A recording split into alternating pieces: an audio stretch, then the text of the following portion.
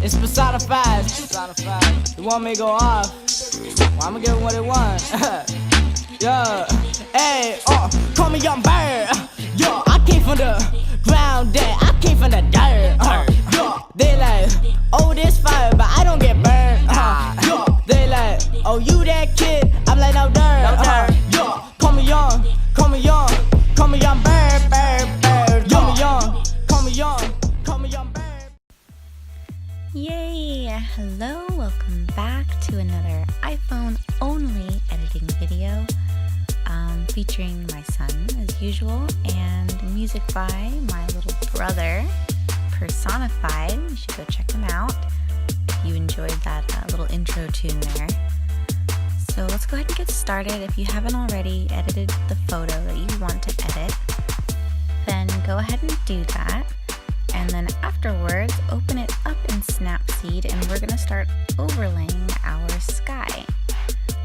I chose this photo from one of our desert trips, and I chose it because of the desolate ground in contrast to a very open sky.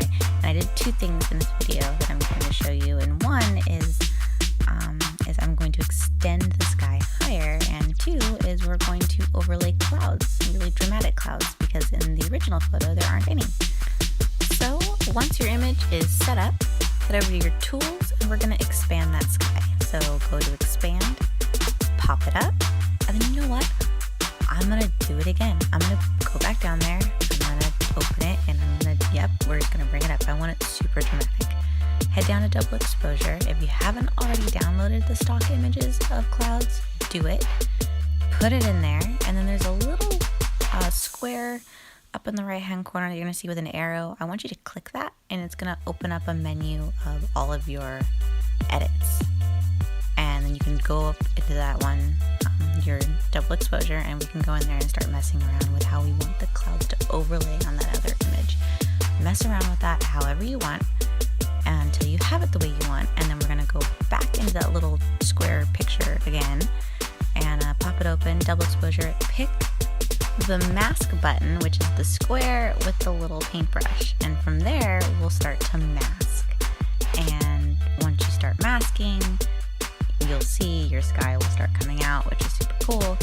And then you can bring your double exposure down back to 0, go in really close, and make sure that your mask isn't messing with the original layer too much, and you can tweak it, get really close up however you want, and boom, looks great.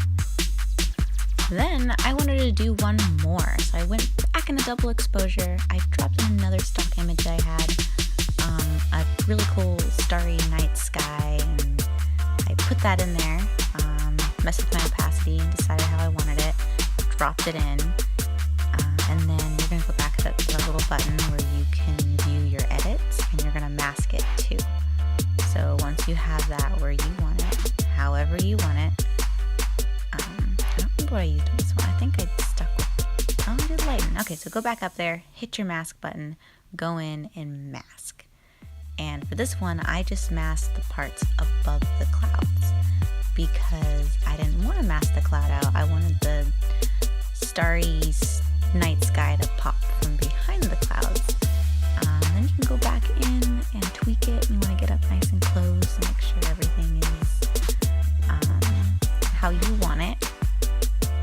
I really focused a lot on making sure that my stars weren't showing through my cloud too much.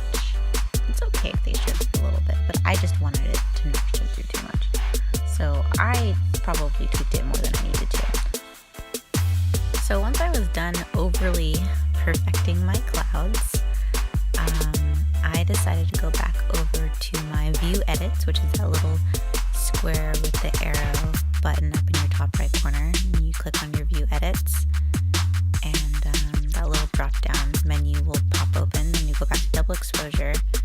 And then I went down and I actually went to darken because it popped my sky out, like it made it darker, and I I really liked it. Go back down to Tools, open your curves, add a little S curve with your little upward turn at your left corner. Go into your reds, drop your reds down just a little bit with a little upward curve down there. And then, you know what? I was totally going to be done. But then I was like, you know what? I'm going to add a moon. I'm going to do it. I'm going to add a moon. Went down to double exposure, added my moon, put it in there, tweaked it a little bit, just exactly the same way you did with all your other photos. And I messed up the first time. I masked it, and then I messed it up. And then I went in and I opened my and then I redid it. I totally messed it up the first time. But yeah, I threw in my moon. And once you got it the way you want it, go ahead and export your image. And once that saves, it'll probably take a minute or a second because you've done a lot of work on this image. Leave Snapseed, open lens distortions. There we go, right there. Go into your camera roll, open the image that you just saved. There it is. And then add a little oomph to it, a little glare, a little something.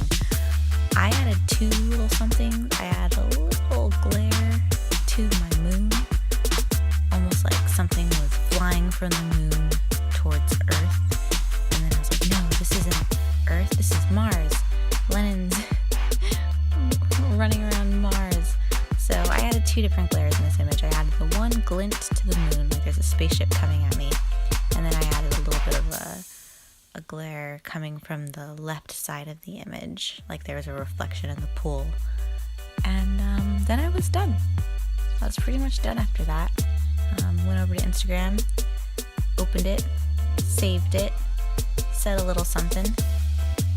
So yeah, that was my second iPhone photo editing video tutorial. I hope you enjoyed it. Let me know what you think. If there's something I should change or add or something you want to see done, let me know. I'm going to do it.